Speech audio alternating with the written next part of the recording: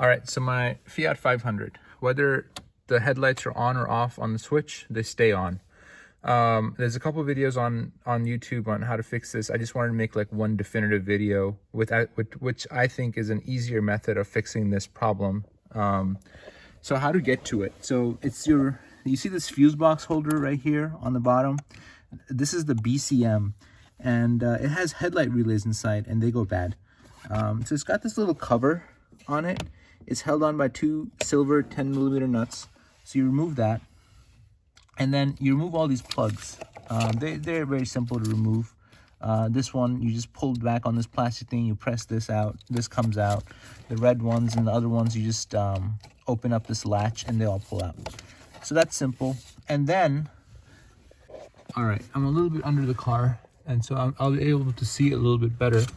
But essentially, these bolts go right there, and there's one on the other side of it. It's really hard to see.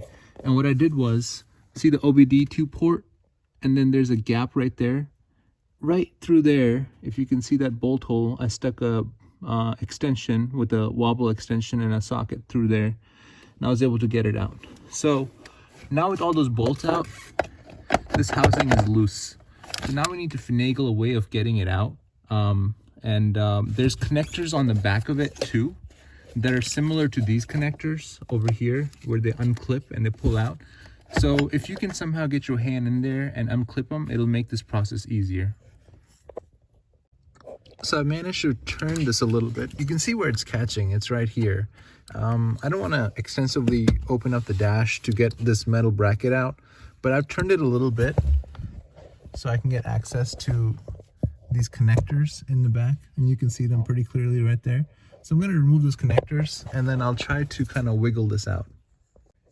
Okay, so I disconnected the wires, and that makes this a bit more loose. So I would try to see if I can kind of get it around this bend right here, and if you can get this thing out, then you can kind of turn it some more. Sorry, it's like hard to record with one hand, but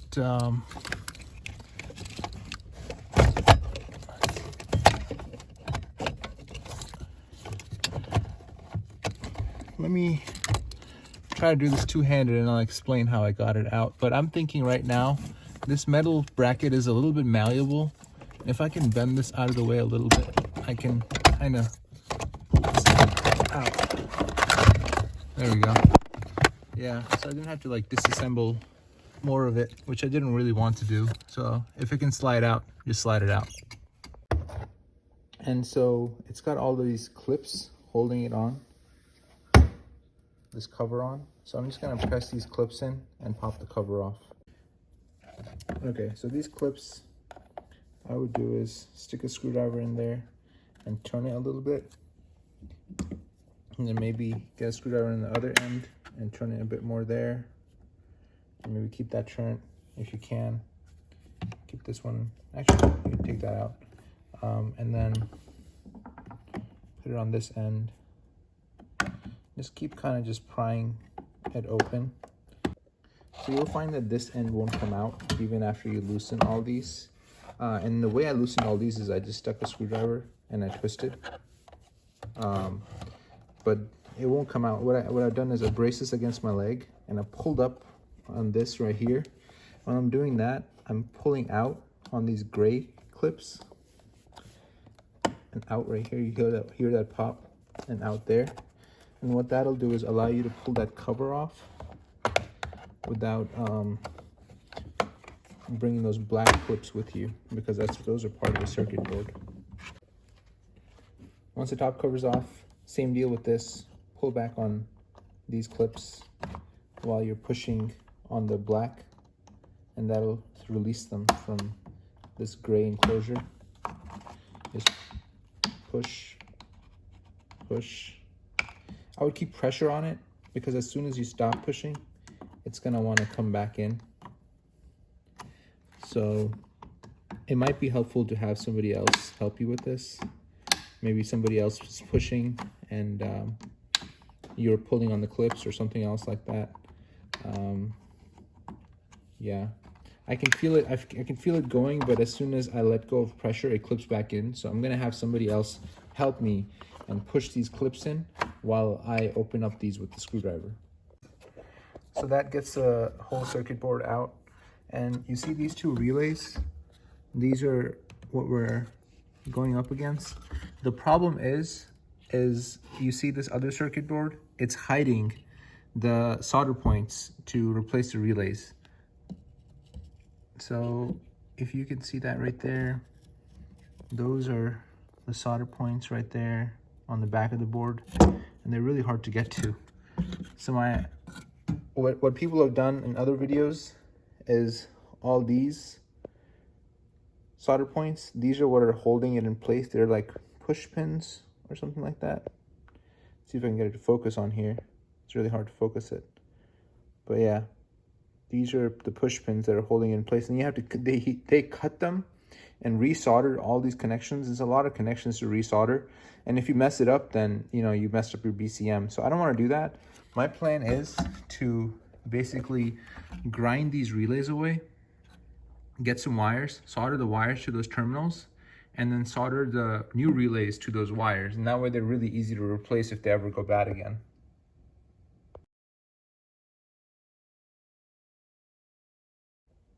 Okay, so I used my pliers and kind of squeezed it off the cover of it, and I'm kind of just working on taking this apart slowly without damaging the circuit board underneath, which would be a disaster. There's a pin that goes in right through there, so I held onto it with some pliers and I twisted it. I'm using this Dremel. It's just not very powerful, so I'm not able to cut through it, but if you have a really good quality Dremel, you could just cut all that off and be able to get this off safely without damaging the circuit board underneath. So I found the easiest way to really get it off was kind of, if you can see right here, that's where a pin is. So those are where the pins go through the circuit board, and I just kind of look for those spots. I found them with my needle nose pliers, and I just twisted and twisted, and everything came off. So next thing I'm going to do is snip these off, and then solder wires to this spot, and then this is our new. All right, so here's the finished product. It does work. I verified it. So this top one, don't mess with it if it's not broken. Don't break off like the cover like I did here. Just break off the cover on this one and pull this one off. Once you verify that this one is, you replace this one, then you can go after that one if it's still not working properly. But most likely this relay is your problem. This is the most difficult soldering job I've ever had to do. The solder is really difficult to melt. I used a butane soldering iron to melt all this stuff. And what's going to happen is once you break that relay off, the pins that go through the board will be left in there. And you can solder the wires directly to the pins. That's what I had to do here and here. Over here, I was able to get the solder to melt enough to where this wire is actually going through the board all the way and is soldered the proper way. These solder joints are not soldered properly, but it's working, and I'm just kind of tired of messing with it.